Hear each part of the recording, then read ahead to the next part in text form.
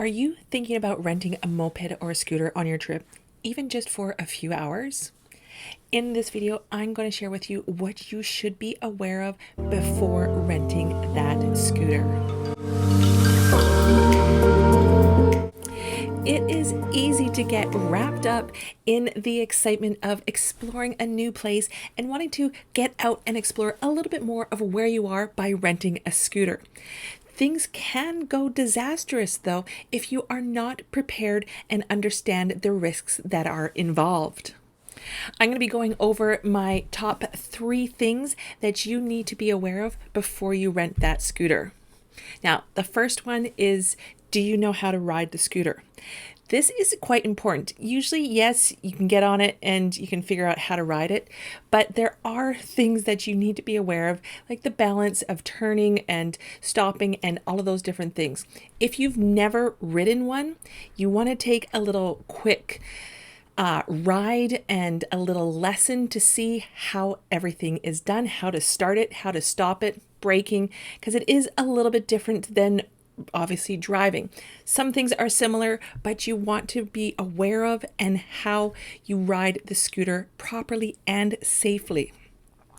The second thing is what are you wearing on the scooter?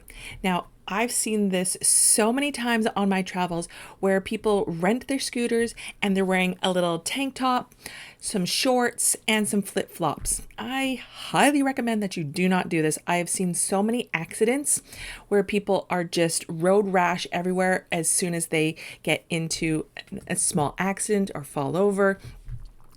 There's a reason why everyone back home, at least, you'll see them wearing full protective gear, head to toe, and a helmet. So you want to be making sure that you are wearing good clothing to be riding on a moped or a scooter. So in case anything should happen, you are somewhat protected. Now, this doesn't mean that you need a full leather outfit. It means that wear long pants, wear socks and running shoes or boots if you have them, and wear a long sleeve shirt or jacket or fleece or something like that. And always remember to wear the helmet, because some countries don't require the helmet to be worn, but make sure you always request it, even if it costs extra. The third and most important point of all of this is, does your travel insurance cover you? Now, a lot of people make this mistake and they get travel insurance thinking that they're covered for everything that they're doing on their trip. They don't necessarily read through all of the details of their contract and what is included and what is excluded. When you do go through your contract, you will notice that if you rent a car, a scooter, a moped, a motorcycle, anything abroad, you are only going to be covered for that if you hold a license for that particular vehicle. So if you rent a car and you have a car license back home or somewhere else, you're going to be covered if you get into an accident, get injured, that type of thing.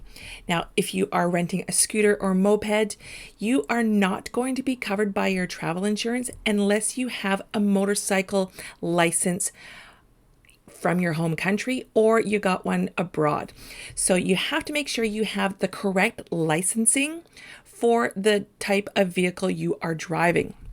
I have seen this happen so many times where people get into an accident and they don't realize that they're not covered. So then you're paying out of pocket for any injuries. If it does become a very serious accident, then you are going to be really in debt for the amount that you're going to have to pay, because they're going to be possibly airlifting you to some hospital and needing to do a lot of surgeries. So be aware of what you're covered for and what you're not covered for before you rent that scooter. You don't want to be having to put up a GoFundMe page and get people to contribute to paying down the costs that would have been covered if you knew your policy. So I hope those give you some things to think about before you start renting a scooter abroad. When you are ready to plan your next trip, I want to ensure that nothing goes wrong. So I've created a travel checklist for you to download for free, where I go over the top 10 things you must do before taking your trip. Now, if you have any questions, please pop them down below in the comments. I would love to answer those for you. If you loved what you saw, give it a thumbs up and press subscribe. I'll be talking everything travel on this channel. I hope to see you next time. And for now, I hope you have a good one. Bye.